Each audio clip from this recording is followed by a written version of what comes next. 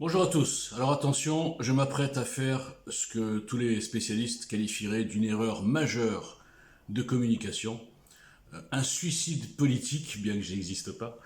Et je vais vous faire donc, sans la présentatrice qui n'était pas disponible, une émission de ambition intime. Et pour une fois, ça sera une ambition intime d'un parfait inconnu. Voilà.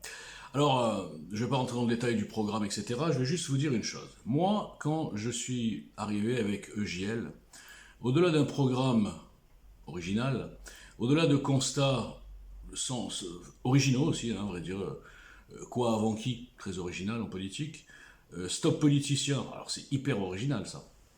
C'est-à-dire que les politiciens ont tellement fait leurs preuves depuis 40 ans qu'on ne peut pas les remettre en cause. Donc stop politiciens, c'est complètement fou. Et construire autre chose, c'est-à-dire autre chose hors des partis actuels, parce qu'il n'y a qu'un OPNI, hein, c'est ce que je dis depuis 4 ans, un OPNI, c'est-à-dire un objet politique non identifié, qui pourra surprendre la tenaille Macron, ou simili, hein, ils vont peut-être nous faire autre chose, une autre créature, qui détient absolument tous les pouvoirs. Donc c'est certainement pas quelqu'un du système ou un parti qu'ils connaissent, ils ont des dossiers sur tout le monde, etc. Oui, Zemmour le pauvre, ça commence déjà. Donc je suis arrivé avec ces postulats, mais au-delà de ça, qui était déjà novateur, ce qui était novateur aussi, c'est que je suis un type qui n'est pas du tout du sérail, ni de la politique, ni des médias, ni de rien du tout. Personne ne me connaît, mes voisins à la rigueur, et ma famille. Donc, mais j'étais très ambitieux. Ambitieux, pas à titre personnel, mais ambitieux, en tout cas optimiste, on va dire. Sur l'état de mon peuple. J'ose appeler ça mon peuple et mon pays, on va dire. Sur le fait que je ne me sentais pas seul, je pensais qu'il y avait beaucoup de gens qui avaient fait les mêmes constats que moi et qui étaient, comme je les ai appelés souvent, les maristes, ceux qui en ont marre et qui veulent agir et qui en ont marre de se laisser diriger par des incompétents notoires qui leur parlent comme à des clients, comme à des enfants ou comme à des abrutis, au choix. Donc je suis arrivé et je me suis dit, si on donne une voix différente, si on donne un ton différent, si on donne justement une communication différente, une communication non seulement sans tabou, je crois que politiquement parlant, je n'ai aucun tabou, ceux qui me suivent sur les réseaux, ils le savent, ça m'a fait beaucoup d'inimitié, mais c'est comme ça, mais surtout sans éléments de langage, sans hypocrisie. Vous savez, les discours habituels des partis, tout va bien, nous sommes unis, nous disons tous la même chose, enfin tout ce dont nous ont habitués ces espèces de machines d'hypocrisie, en fait. Bon. Alors ils font semblant qu'ils sont alliés, après ils se donnent des couteaux dans le dos, enfin bref, voilà. Tout ça, moi, je voulais dire stop. Dire EJL ne cachera jamais, jamais rien. C'est pour ça que j'ai fait une rubrique qui s'appelle EJLix. Vous savez, des fois, je délire un peu dans le groupe, là, et puis je dis, tiens, je vais le poster. Qu'est-ce que je risque? Donc, j'ai jamais caché depuis 3 ans, plus de 3 ans, les difficultés à mobiliser les gens. C'est-à-dire que j'ai eu des centaines, maintenant des milliers de gens qui sont en accord total avec la démarche, avec le programme à 80%, on ne peut pas être à 100%, avec le fait de casser les codes, justement, avec le fait d'en avoir marre d'être dépendant de politiciens, de vues à la télé, de médiatiques qui sont dans une caste, et finalement les gens les regardent comme ça, c'est toutes des idoles. Donc ces gens-là, il y en a des milliers qui sont venus me dire ce que vous faites, c'est très bien, etc. Mais toujours en privé. Hein. Vous savez, sur les réseaux, ils se cachaient un petit peu parce qu'il y a eu beaucoup de pression pour étouffer EGL et m'étouffer moi particulièrement. Enfin, à mon petit niveau, bien sûr.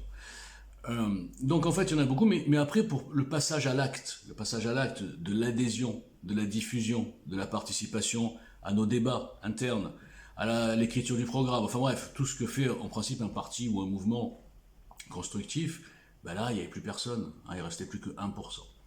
Alors, j'avais donc, je me suis trompé là-dessus, je me suis trompé sur le constat, et je suis des fois sévère avec les gens, hein, je leur dis, vous êtes des moutons, vous êtes même des moutruches, hein, moi je crois que je l'ai inventé d'ailleurs, 50% moutons, on suit le troupeau, mais on est incapable d'en construire un, et 50% autruche. C'est-à-dire qu'on voit que ce qu'il dit le mec, il n'a pas tort, mais on ne veut pas regarder, on préfère faire semblant de croire à autre chose, et pour avoir des amis, des groupes de patriotes, etc.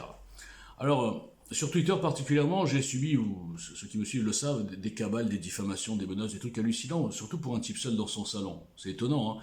Ça, en principe, on réserve ça à des types un peu connus, hein, qu'on veut. Et puis, comme le mec, il est connu, il a la parole publique, il peut se défendre sur les plateaux, et il peut ridiculiser tous ceux qui l'insultent et qui le traitent de tout. Mais moi, j'ai pas ça, malheureusement. J'ai pas de tribune. Donc, on peut m'insulter sans aucun risque d'être ridiculisé. Alors, mais ce qui est étonnant, c'est que, si on analyse bien, tous ces gens, alors aujourd'hui, plus personne m'insulte, hein, j'existe plus parce que je suis boycotté.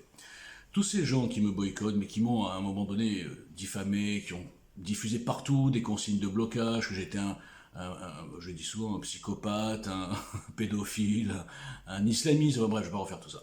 Tous ces gens, le pire, ce qui me fait de la peine pour eux, c'est qu'en réalité, si c'était pas Walter Boujna ou EGL qui écrivait les tweets, si c'est un autre qui met patriote, français, français de souche, je crois que ça leur plairait plus d'ailleurs, et qui ne savent pas que c'est moi, il likerait et il diffuserait, je pense, 90% des tweets. Parce que sur les idées, ils sont en accord total.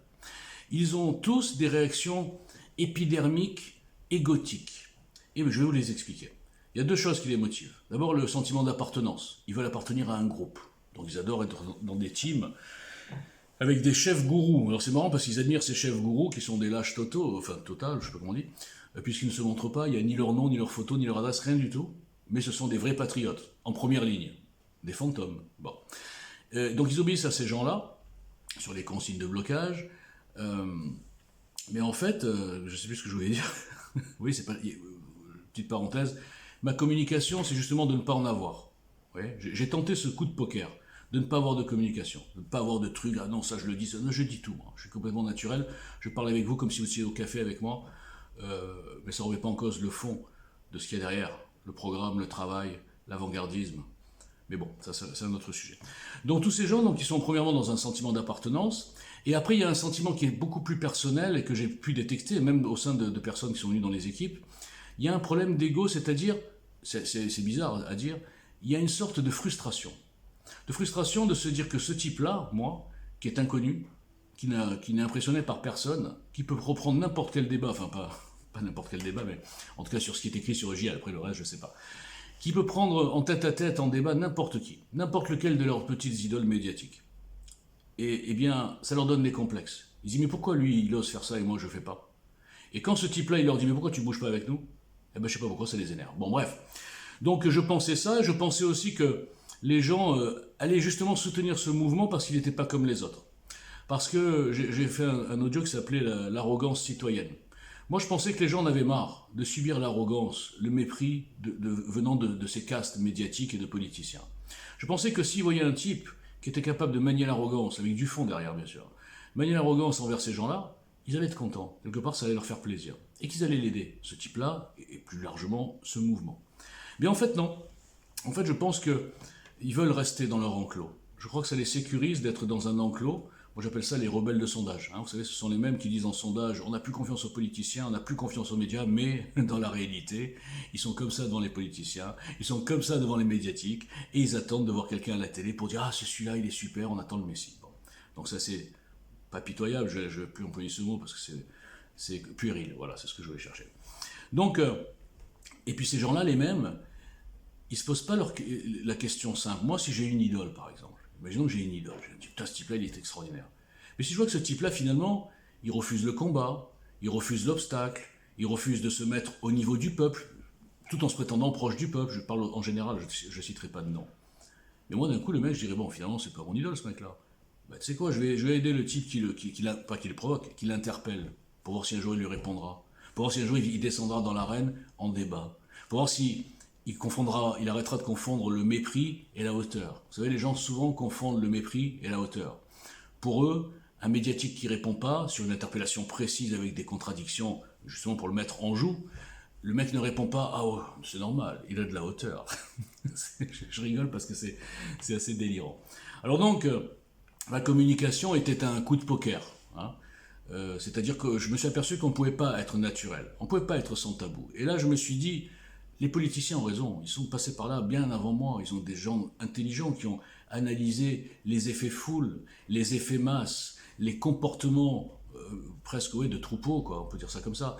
Et donc c'est eux qui leur ont dit, les gars, il faut être un peu en fausse humilité. Vous avez vu que les politiciens sont en fausse humilité. En privé, ils méprisent le peuple, mais alors en public, ah oui, machin, etc. Moi, je suis le contraire. C'est ça qui est étonnant. Et donc, en fait, ils ont compris.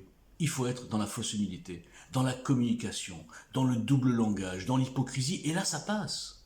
Et oui, parce que les gens, en sondage, ils disent « on n'aime plus les politiciens, machin », mais en fait, non, ça marche toujours. Je le démontre tous les matins. Donc là, on a des trucs extraordinaires sur Twitter. Je fais un tweet, je vois le même tweet fait par un autre, mais souvent moins riche, des milliers de retweets, pas des connus, hein, des gens inconnus. Alors il y a aussi ce problème, les gens ne veulent pas, à partir du moment où j'ai une bannière d'un mouvement politique, ils pensent que s'ils diffusent du EJL, ils vont être assimilés à EJL, à militants, ou je sais pas qu'est-ce qu'ils ont dans leur tête. Alors que non, mais bon, je parle de leur tête. Si j'étais Walt, patriote, 666, un mec un peu comme ça, nerveux, avec une image d'héros de bande dessinée, Superman ou quoi, Iron Man, il y en avait un qui s'appelait Iron Man Patriot, c'était beau ça. Le mec il avait plein de retweets. Il disait la même chose que moi, mais lui il avait plein de retweets. Et ben là j'aurais eu du succès. J'aurais mis un petit drapeau français, d'ailleurs je crois que je l'ai mis, mais bon, j'aurais mis 2 drapeaux français.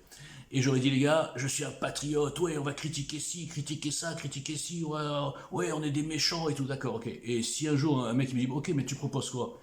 Ah bah, j'aurais dit, ah bah moi rien, moi je suis un patriote des réseaux sociaux, voilà. Mais ça, aux gens, ça leur plaît. Mais un type qui vient naturel avec son nom, son téléphone, son adresse, son site internet, ses vidéos face cam depuis 3 ans, qui est arrivé avec un programme qui a été déposé il y a 4 ans, même le programme, non, ça leur plaît pas. C'est trop concret. Ils sont dépassés. Ils disent, mais qui c'est ce mec-là? Il nous énerve. Ok, on va l'étouffer, on va le boycotter. On préfère les dessins animés. Bon, voilà. Alors au départ, je vous cache pas que vous savez que moi, quand je mets le téléphone, je sais même pas ce que je vais dire, hein. C'est ça la non-communication. Au départ, je voulais m'adresser à mon équipe, c'était un message interne, et finalement, c'est devenu un message externe. Merci, au revoir.